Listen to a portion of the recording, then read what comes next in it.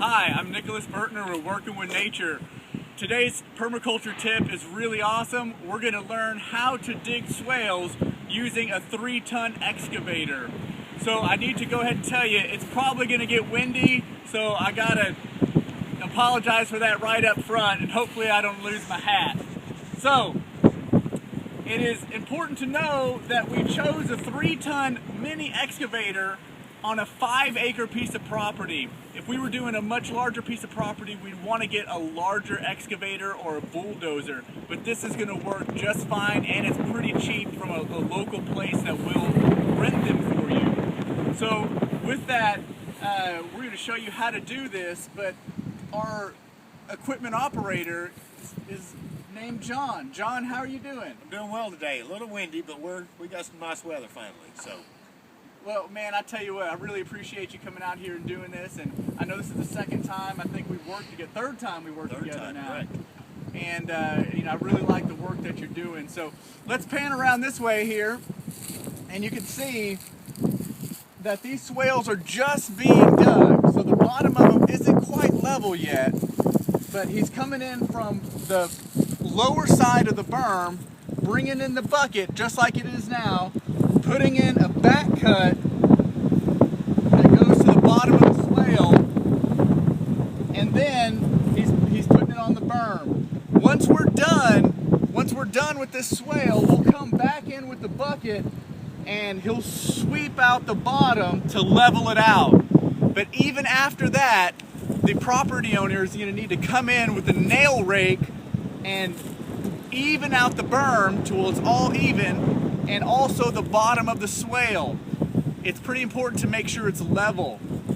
So, enough of that. Let's go ahead and watch John make some swales for us.